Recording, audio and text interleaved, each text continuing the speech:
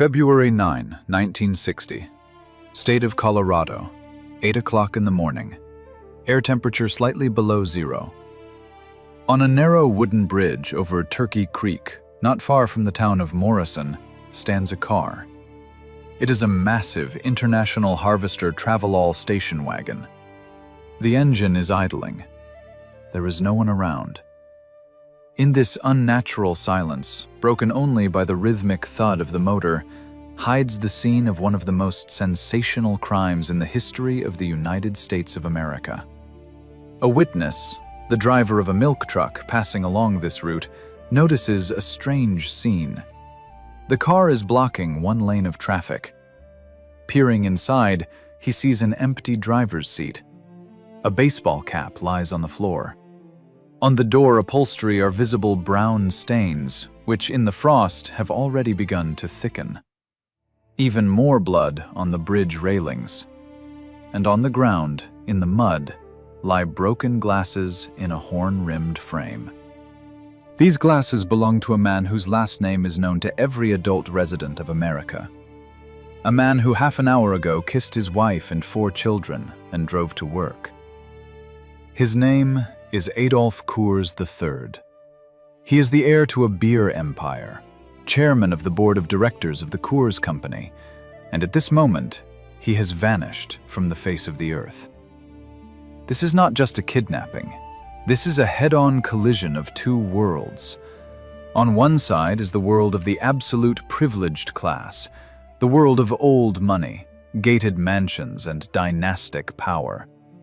On the other is the cold calculation of a criminal mind that had been watching this bridge for months. The Colorado State Police arrive at the crime scene a few hours later. The picture they reconstruct is terrifying in its brutality and precision.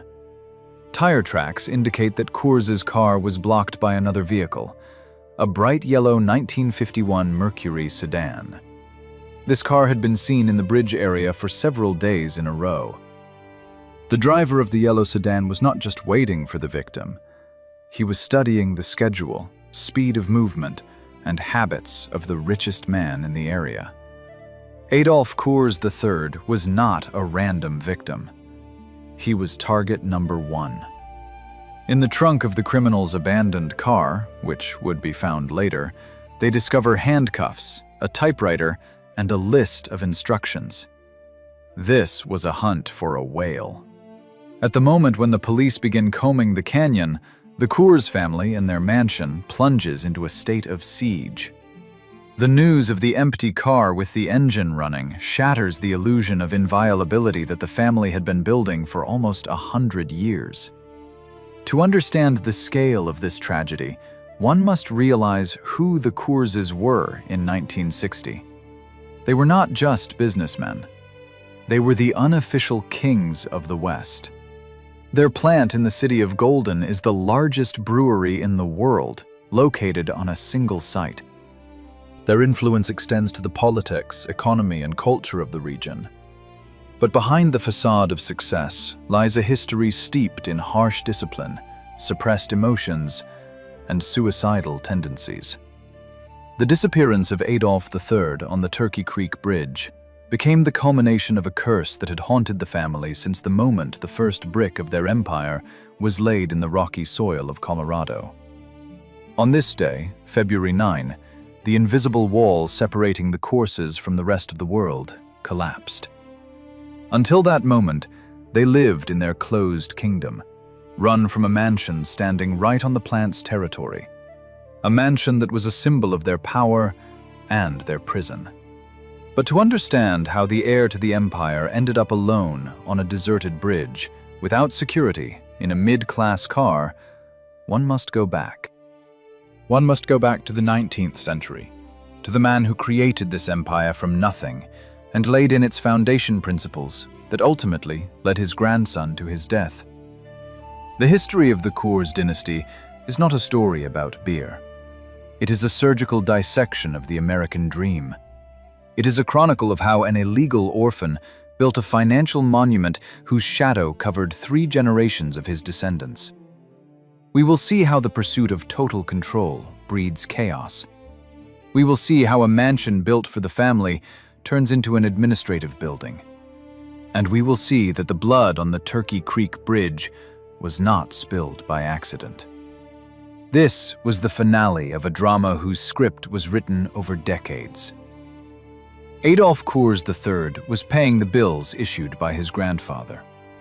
The investigation into the kidnapping will become one of the largest operations of the Federal Bureau of Investigation since the Lindbergh baby kidnapping.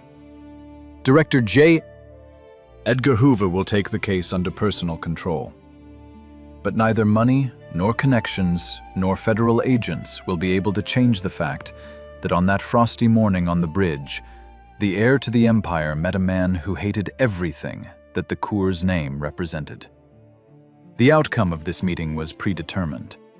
Yellow mercury against International Harvester, envy against wealth, obsession against carelessness. Now we are transported to 1868, to the port of Hamburg, where a young man without a ticket, without money, and without documents sneaks aboard a ship heading to America. He does not yet know that his last name will become a brand, and his descendants will live in a golden cage. His name is Adolf Hermann Joseph Coors, and he is fleeing poverty to create an empire whose price will turn out to be too high. 1868. Adolf Coors steps ashore in New York. He has not a cent in his pocket, he speaks English poorly, and his last name is actually spelled Coors. He is a classic invisible man for the American economy of that time. A 21-year-old orphan from the Rhineland region of Germany, who from the age of 14 worked as an apprentice at a brewery to survive. But he has what millions of other immigrants lack: absolute, almost fanatical faith in technology and quality. He is not a dreamer. He is a pragmatist to the marrow of his bones. While others are searching for gold, Adolf is searching for water. This is the first manifestation of his brilliant strategy that will set him apart from the crowd. He works as a gardener, stonecutter, firefighter, slowly moving westward. In 1873, he finds himself in the town of Golden, Colorado territory. The town is named Golden, but Adolf is not interested in the precious metals in the mountain's depths, but in what flows across their surface. He finds an abandoned tannery on the banks of Clear Creek. He tastes the water. He understands. This is the perfect chemical base for Pilsner-style German beer. Here occurs the key deal that will determine the fate of the dynasty. Adolf has talent, but no capital. He finds a partner, a grocer named Jacob Schuler. Schuler invests $18,000 in the venture, a gigantic sum for those times. Adolf invests only $2,000, all his savings. But the contract has a clause. Coors takes full management of production. This is not just a business alliance. This is the moment when a poor immigrant buys his ticket to the major leagues, using someone else's money to realize his vision. The brewery opens, and success comes instantly. But Adolf Coors is not the man who shares power. He is obsessed with control. 7 years later, in 1880, he buys out Schuler's share. Now he is the sole owner. And it is here that the harsh, uncompromising family philosophy is formed, which will be passed down from generation to generation like holy scripture. Adolf's philosophy is simple and harsh. No debts. He hates banks. He hates dependency. His principle is cash on the barrel. Everything purchased for the plant is paid for in cash. If there is no cash, no purchase is made. This creates a unique financial fortress. While competitors take loans for expansion and go bankrupt during crises, Coors stands unshakable. He builds his empire not on risk, but on accumulation of resources. He turns brewing from a craft into an industrial science. But this obsession with control has a dark side. Adolf is a man of heavy temperament. He is unsociable, stern, and demanding. He does not build his house in the prestigious Denver district where the state's elite lives. No, he acts against all social norms of his class. He decides to live where he works. He does not separate life and business. For him, it is one and the same. His worldview is that of an isolationist. He does not seek to enter high society. He creates his own society within the factory walls. He believes that the outside world is full of threats, incompetence, and chaos. The only place where order exists is his plant, and his family must be part of this mechanism. This is not just a love of work. This is a form of pathological protection from reality. By the end of the 19th century, Adolf Coors becomes one of the richest people in the West. But he remains an outsider. The old money of the East Coast looks at him as an upstart brewer. Local elites fear his harshness, and he responds to them with icy indifference. He builds his world, brick by brick, bottle by bottle. He does not yet know that this philosophy of total control, which made him rich, will become a curse for his grandsons. He teaches them to be strong, to be independent, to trust no one. But he does not teach them how to be happy. It is at this moment, at the peak of his physical and financial power, that Adolf decides to build a material embodiment of his success: a house. But it will not be just a mansion for relaxation. It will be a command post. It will be a place where the boundary between father and boss, between home and workshop, will be erased once and for all. Adolf Coors is about to build a building that will become a golden cage for his descendants. He chooses a site right on the plant's territory, under the constant noise of steam engines and the smell of malt. He wants to see his holdings from the bedroom window. He wants to control everything. And he does not even suspect that he is laying the foundation for a future tragedy. His success attracts attention. His wealth causes envy. But Adolf is confident that his walls are high enough and his will strong enough to protect the family. He is wrong. Because the main threat to the Courses will come not from outside, but from within the very system of values that he so carefully built. The pursuit of perfection will grow into impossible pressure. The pursuit of independence into loneliness. Adolf Coors first is the archetype of the industrial era titan, a man of steel and steam.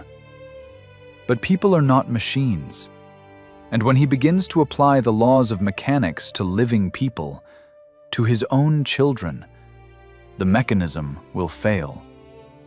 Ahead lies the construction of the legendary mansion and the Prohibition era, which will test the sanity of the old patriarch to the breaking point.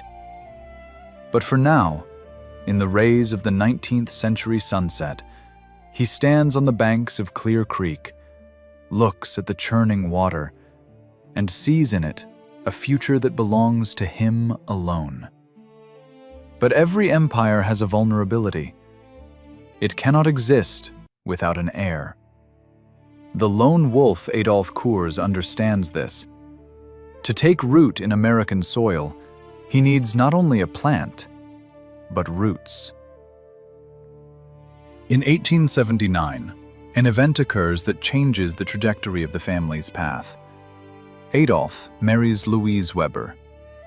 This is not just a romantic union. This is a strategic merger. Louise is the daughter of a local railroad superintendent, a respected and rooted man. Through this marriage, the stern German immigrant gains access to social circles that were previously closed to him. Louise brings into Adolf's life what he never had: softness, home life, family rituals. But Adolf does not allow the family to distract him from the main goal. On the contrary, he decides to integrate the family into the plant. In 1887, he begins buying land around the brewery, and in 1891, construction begins on the object that will become a silent witness to all future dramas: the famous Coors Mansion. This house is an architectural paradox. Usually, rich industrialists built their palaces on hills, far from the smoke and noise of their enterprises. They wanted to forget where their money came from as soon as they crossed the home threshold. Coors does exactly the opposite. He builds a 3-story Queen Anne-style mansion right at the factory gates, literally a few meters from the production workshops. This decision is a manifesto. My family and my business are inseparable. The house becomes the physical embodiment of this philosophy. It does not just stand next to the plant, it feeds off it. Adolph's engineering genius creates a system in which the mansion is heated by steam coming from the brewery's boilers. Electricity comes from the plant's generators. This creates a frightening dependency. If the plant stops, the house freezes. The family's life directly, physically depends on the continuous production cycle. The Coors children fall asleep not to lullabies, but to the rhythmic hum of steam engines and the clinking of bottles on the conveyor. The smell of malt permeates the curtains, carpets, and clothes. They breathe the money their father earns. But the real test of strength for this structure comes not in personal life, but in politics. In 1916, the state of Colorado adopts prohibition, fully 4 years before the rest of the country does. For any other brewer, this is a death sentence. This is the end of the story. Plants close, competitors go bankrupt, dynasties collapse. But here, the second facet of Coors's genius is revealed: his ability for radical transformation. Adolph Coors looks at his empty vats and sees not the end, but a new opportunity. If we cannot brew beer, we will use our resources differently. He finds deposits of unique clay in the vicinity of Golden. He repurposes part of the facilities and creates a company that today is known as Coors Tech. They begin producing not alcohol, but laboratory ware, ceramics, and even malted milk for confectionery factories. This is a brilliant move. While other brewers wait for the law's repeal or go underground, Coors legalizes his business in a new field. He saves the empire by transforming it from an alcoholic one into a technological one.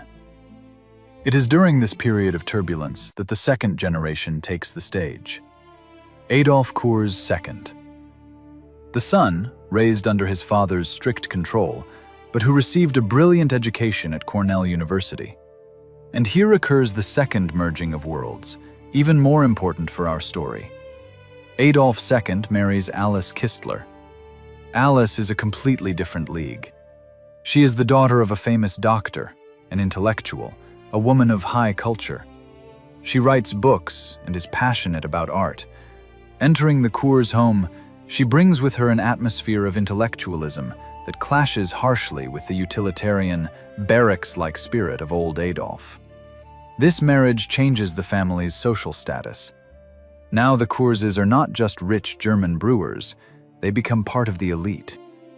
But behind this external glamour and strategic victories lurks growing tension within the mansion itself. Old Adolph, saving the business, becomes increasingly withdrawn. Prohibition took away from him the main thing, the opportunity to do what he loved most: brew perfect beer. Ceramics brings money, but does not bring joy. He wanders through the rooms of the mansion, which feeds on the plant's heat, and feels cold. The Great Depression is already looming on the horizon, and this external crisis will resonate with the patriarch's inner emptiness. The house, conceived as a fortress, begins to turn into a golden cage from which there is no escape.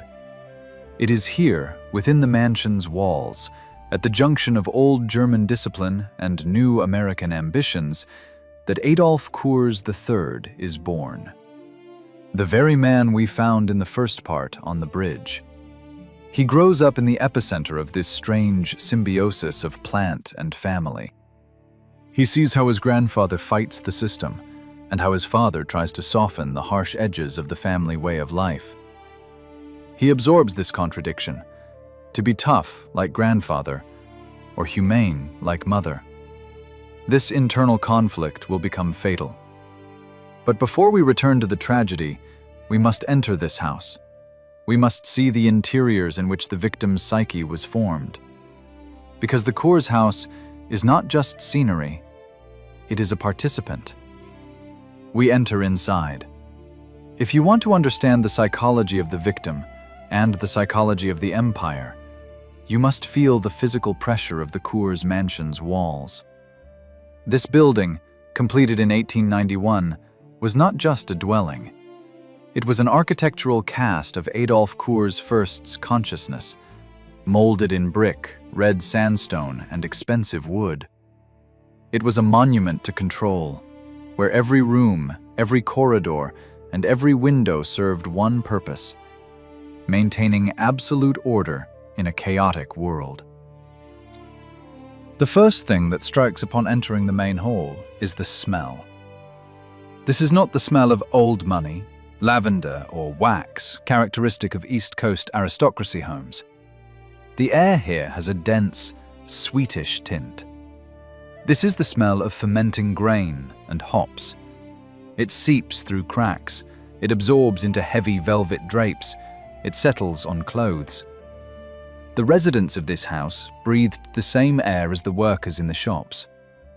This was a constant, every-second reminder. We exist only because those huge copper vats exist outside the window. The family could not physically separate from the source of their well-being, even in sleep. The house's layout was a complex observation system. From the windows of his office and bedroom on the second floor, Adolf Coors could see the entire plant yard. This was the classic architecture of a panopticon. He could see who came on shift, who was late, how wagons were loaded, and later trucks. The workers below knew that behind the heavy drapes of the master's house, there were eyes. This created an atmosphere of the patriarch's invisible presence everywhere. He was the god of this small industrial world, all-seeing and punishing. The mansion's interiors were executed in a heavy Victorian style, but with a German emphasis on solidity and durability, no frivolity. Massive oak, dark paneling, stained glass that rather blocked out the outside world than let in light. The furniture was brought from Europe, but it did not invite relaxation. The straight-backed chairs in the dining room dictated posture. One could not slouch here. Here, one had to keep one's back straight, like a soldier in formation. The house demanded discipline, even from the bodies of its inhabitants. The center of family life, and at the same time the main place of psychological tension, was the dining room. It was here that the daily dramas of suppression played out. Adolf Coors first established a rule that was scrupulously observed for decades. Absolute silence reigned during meals. Conversation was forbidden. The soundscape of the family dinner consisted only of the clinking of silverware against porcelain and the ticking of grandfather clocks. Imagine this scene, a huge table, at the head of which sits the patriarch with a stony face, and around him, his wife and children, afraid to make an extra sound. Any attempt at childish laughter or complaint was cut off with a single glance. In this silence, the heir's characters were forged. They learned to hide emotions. They learned to be unobtrusive. They learned to endure. Adolf, third, the future victim, grew up precisely in this school of silence. Perhaps it was this habit of inner concentration that later, at the moment of the kidnapping, did not allow him to panic immediately, but also did not give him the opportunity to emotionally process the trauma of isolation. However, there was one place in the house that revealed the paradoxical, almost schizophrenic duality of the founder's nature. The Winter Garden. Adolf Coors, a man of iron who could fire a worker for the slightest offense, was obsessed with breeding roses. He spent thousands of dollars on selecting rare varieties. In the greenhouse adjoining the house, he spent hours tending to fragile petals. This was the only moment when his hands touched something with tenderness. The contrast was frightening. The man who built an industrial machine and kept his family in iron gloves poured his soul into flowers that wilted in a week. This spoke of a deep, suppressed sentimentalism that he considered a weakness and allowed himself to express only toward plants, but never toward people. The house's technical equipment was also an extension of its owner's ego. The heating system was directly connected to the plant's boiler room via underground utilities. This was a kind of steel and steam umbilical cord. The heat that warmed the children's bedrooms was a byproduct of beer brewing. If the plant stopped, the house would cool instantly. This engineering detail had colossal psychological significance. It taught the children a simple truth. The plant is life. Without the plant, we freeze. The family's well-being is not autonomous. It parasitizes the body of the industrial giant. The 7 bedrooms on the second floor were refuges, but not fortresses. Even there, behind closed doors, the children felt the vibration from the heavy machinery. The plant operated around the clock. The rhythmic hum was their lullaby. This erased the boundaries between personal time and work time. For the Courses, there was no concept of a day off or the end of the workday. They lived inside the mechanism. The house's living room was filled with works of art that Alice, the wife of Adolf II, and later daughters-in-law, brought into the home, trying to soften its harsh nature. Paintings, vases, books. These were attempts to introduce humanism into the realm of functionalism.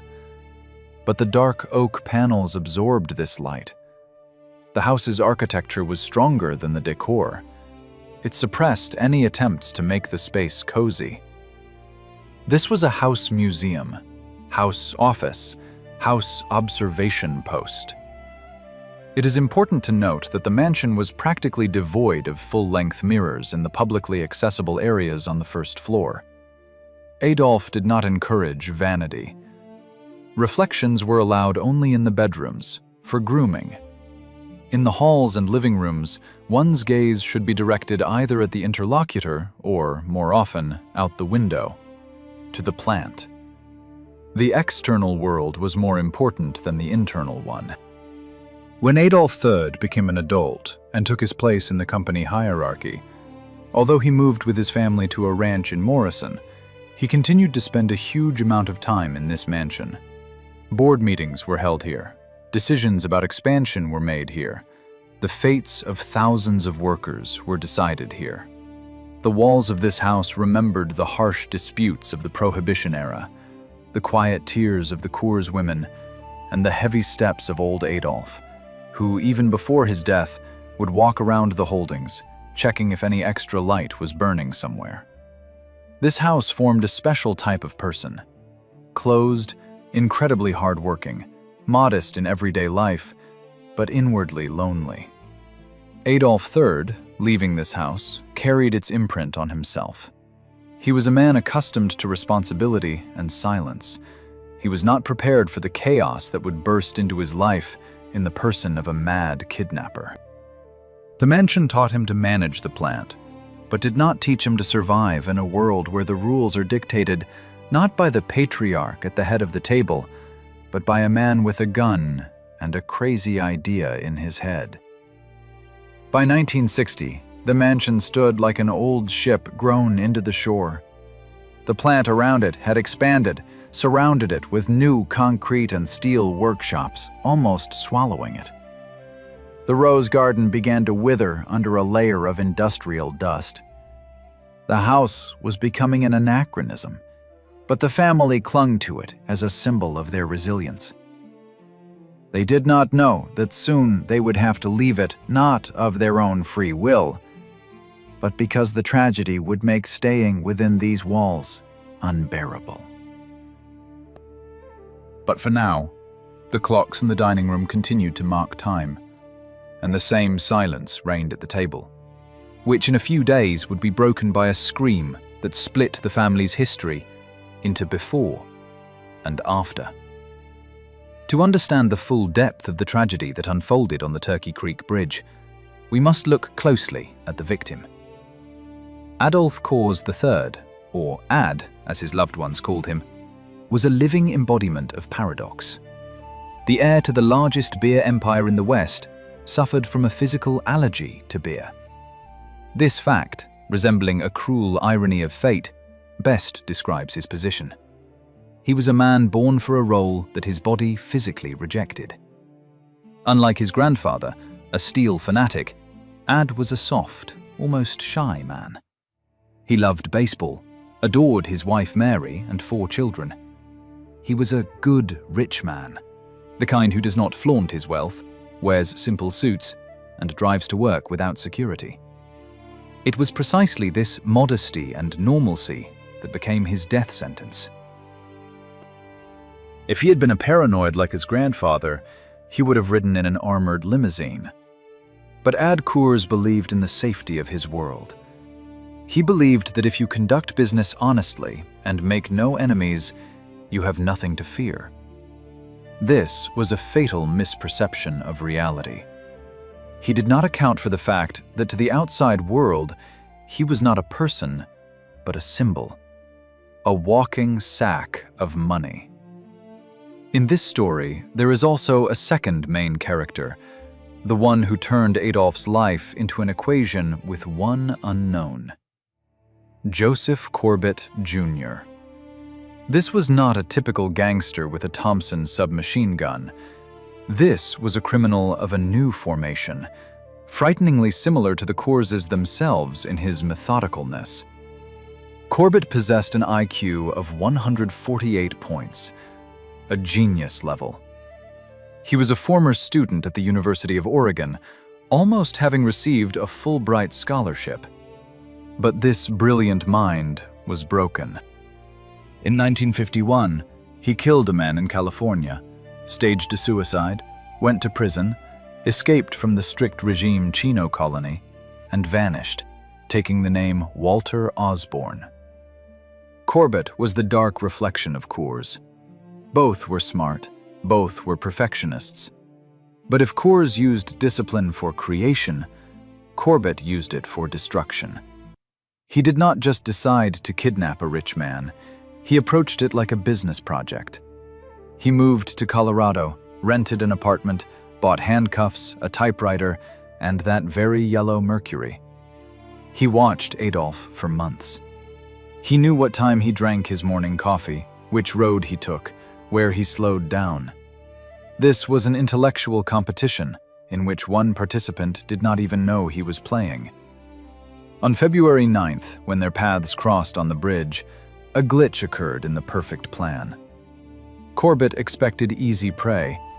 He blocked the road, got out of the car, probably pretending to be a policeman or simulating a breakdown. But Adolf Coors III, this quiet, beer-allergic family man, put up a fight. The traces at the crime scene told criminologists the story of a desperate struggle. Adolf did not give up. He fought for his life. The bloodstains on the bridge railings belonged not only to him. It would later be revealed that Corbett was also wounded.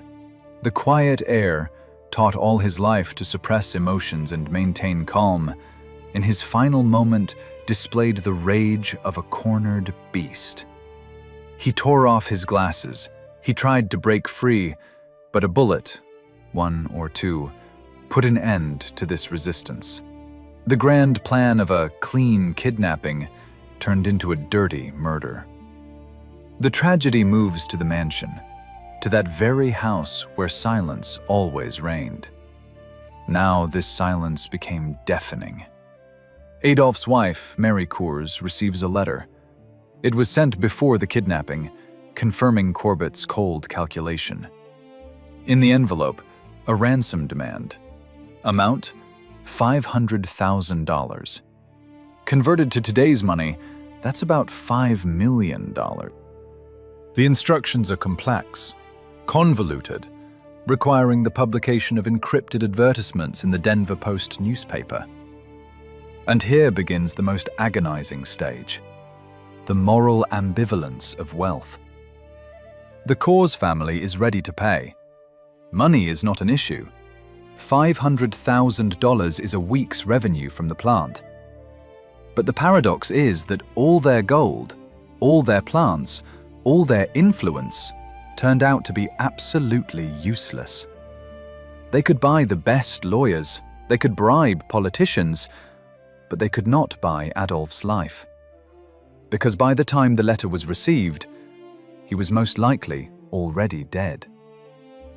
Joseph Corbett, the genius planner, made a mistake. By killing the hostage during the capture, he deprived himself of the goods. But he continued to play this game, making the family hope. This was torture by hope. Mary Coors waited for a call. FBI agents listened to the silence on the phone line. The entire Coors clan, accustomed to controlling every aspect of their lives, from the temperature of the wort to the color of the labels, found themselves in a situation of complete powerlessness. This situation exposed a moral conflict within society. Ordinary people, workers who had envied the Coors' wealth for years, suddenly saw their vulnerability. But instead of gloating, came an understanding of the horror. If even the Coors' can be taken just like that in broad daylight, then who is safe? The myth of the elite's inviolability collapsed, along with Adolf's glasses, onto the dirty snow of the Turkey Creek Bridge. Corbett, realizing that everything had gone not according to plan, went underground. He burned his clothes. He tried to destroy the car, but could not do it perfectly. He fled to Canada, then returned to the USA. His intellect, which was supposed to bring him wealth, now worked only for survival. He became the most wanted man in America. His face was on every post office. The yellow mercury, found later burned in New Jersey, according to another version in Atlantic City, became the main clue. The sand in the car's wheel wells matched the geology of the crime scene. This was science against criminal genius. But for the Coors family, this time became hell. Uncertainty is worse than death. 7 months. 7 long months between the disappearance in February and the discovery of the remains in September. 7 months Mary Coors went to bed not knowing if she was a widow or a wife. 7 months the children asked where Daddy was. During these months, an internal transformation of the family took place. The old principles of not airing dirty laundry in public and keeping face worked at the limit of possibilities. The mansion turned into a bunker. Security was strengthened, but the sense of safety was lost forever.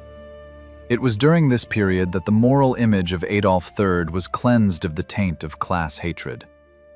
He ceased to be a capitalist and became simply a man, a father, a husband who wanted to return home for dinner. His death became a catalyst. It showed that behind the high walls of the plant and the facade of the mansion live living people whose blood is just as red as that of any worker. When in the forest, in the area of a garbage dump, they accidentally stumbled upon bones bleached by time and scraps of clothing, hope died finally. Dental expertise confirmed it was Adolf. The irony of fate reached its apex. The man whose name was a synonym for purity and quality was found thrown away like garbage in a remote forest. This was the last humiliation that Corbett inflicted on him. But this also became the beginning of the end for the murderer himself. Society did not forgive such cruelty. The hunt for Corbett entered the final stage. But for the Coors family, the story transitioned from the phase of waiting to the phase of eternal grief and radical reevaluation of values. The golden cage was broken, and now they had to learn to live in a world where walls no longer protect. September 11, 1960. The kidnapping story officially turned into a murder story. The discovery of human remains in Pike National Forest, where the only identifiable elements were teeth and monogrammed pants, became the point of no return. For the Coors family, the period of agonizing hope ended, and the period of cold, calculated retribution began. The crisis that engulfed their lives now demanded resolution, and this resolution was to occur not in the silence of the mansion, but in the flash of reporters' cameras. The Federal Bureau of Investigation activates a protocol that turns Joseph Corbett into the most wanted man in North America. 1.5 million posters with his face are plastered from Alaska to Florida. This was not just a police operation, it was a total information war. The irony was that Corbett, a man with a genius intellect who planned the perfect crime, lost due to a banal accident and his own vanity. He did not go completely underground. He moved to Vancouver, Canada, and lived there under the name Thomas Brackett. But his passion for the same machines that betrayed him ruined him. The yellow mercury burned, but he continued to be interested in cars. October 29, 1960. 8 months after the disappearance of Adolf III, Canadian police knock on the door of a modest room in a Vancouver boarding house. Corbett surrenders without resistance. There is no remorse in his eyes, only the cold calculation of a player who understands that the game is over. When he is extradited back to Colorado, it resembles the return of a fallen angel. Crowds of people meet him, but not as a hero, but as a monster who destroyed the myth of safety. The trial, which began in 1961 in Golden, became the culmination of the drama. It was a clash of two philosophies. On one side, the Coors family, sitting in the courtroom with stone faces, the embodiment of dignity and old money. On the other, Corbett, who behaved not like a defendant, but like a professor on a lecture.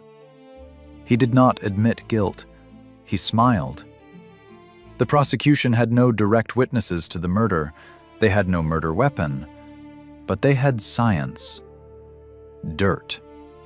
Experts proved that the soil found in the undercarriage of the burned yellow mercury has a unique chemical composition found only in the Turkey Creek Bridge area. This was a triumph of criminology. The earth on which Adolf Coors first built his empire literally testified against the killer of his grandson. On March 29, 1961, the jury delivers the verdict.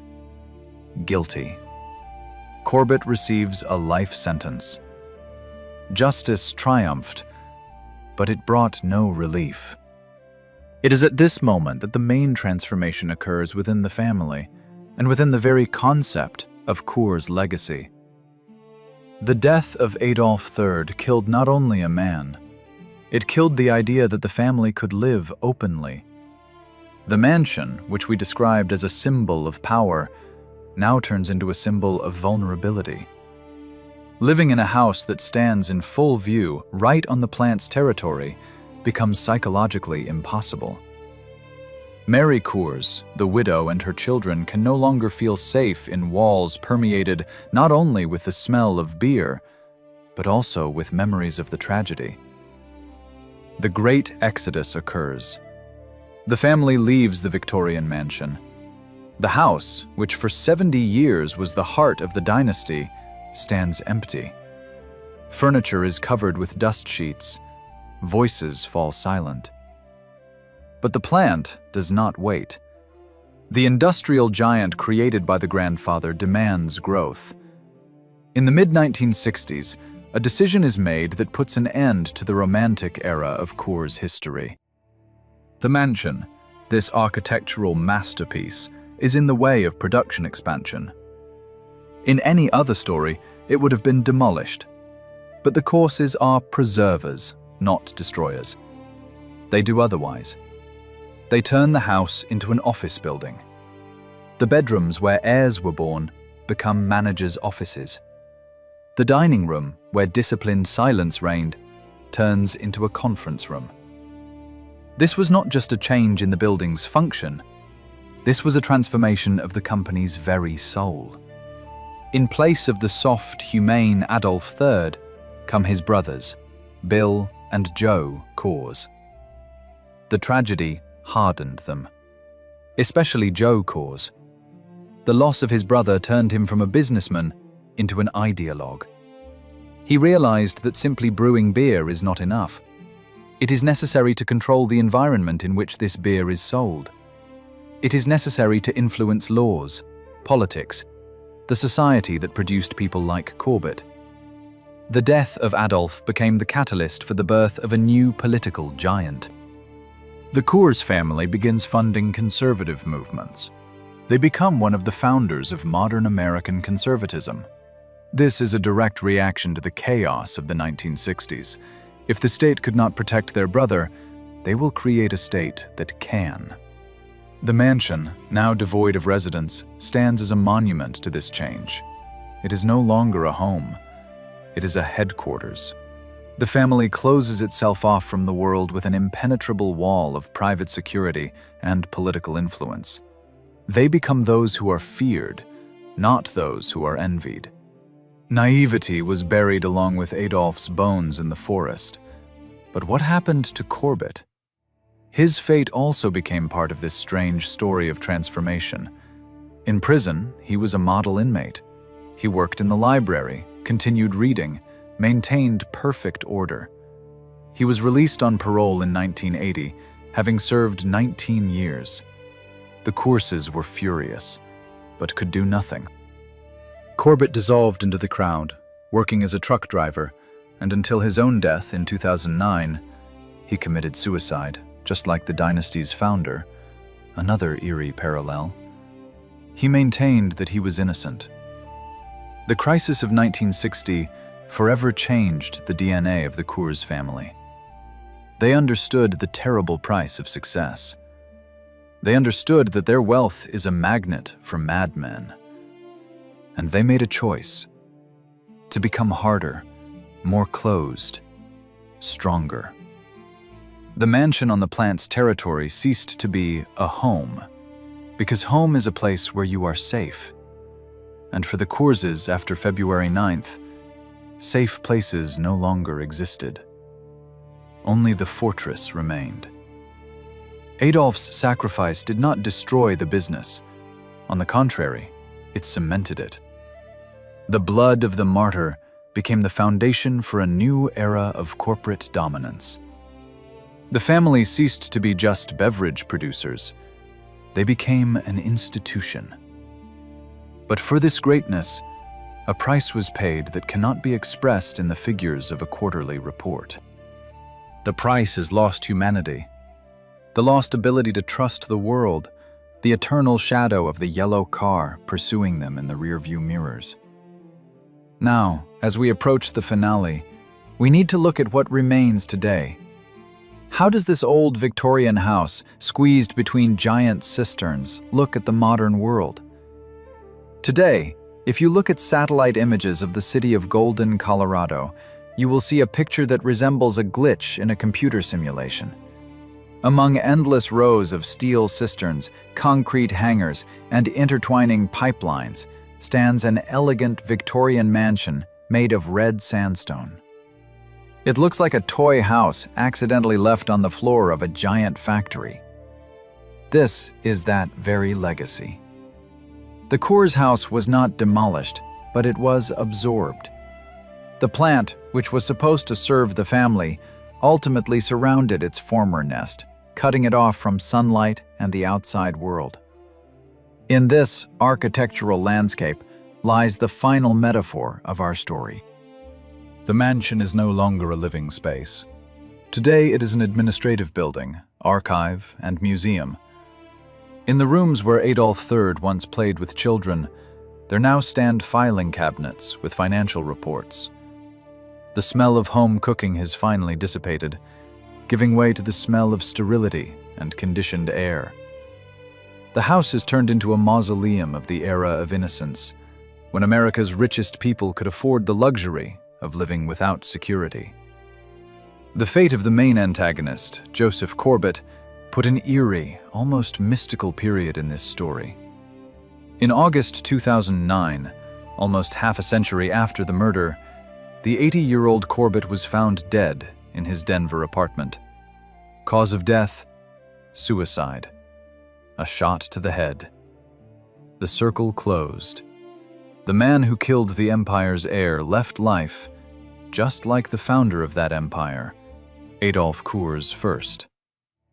Both, the creator and the destroyer, broke under the weight of their own demons. One could not bear the impossibility of creating. The second, the impossibility of admitting his guilt. What does this tragedy teach us today?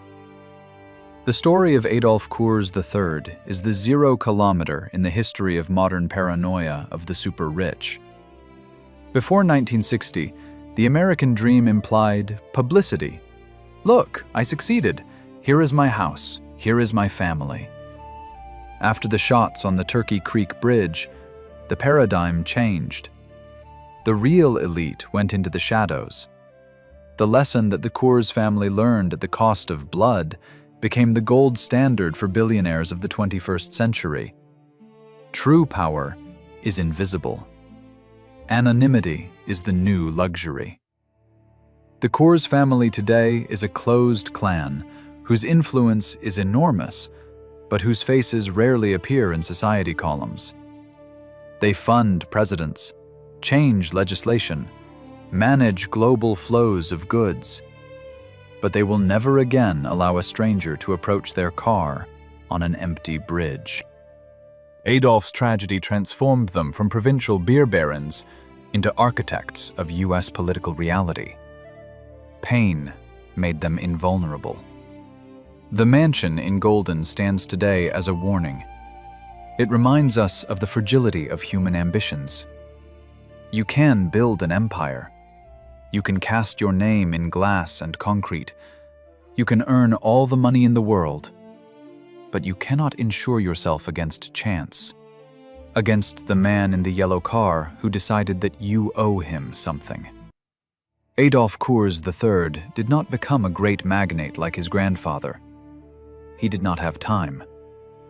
But his death did something greater. It forced America to grow up. It showed that behind the high fence of the mansion live ordinary people, and that this fence is not protection, but a target.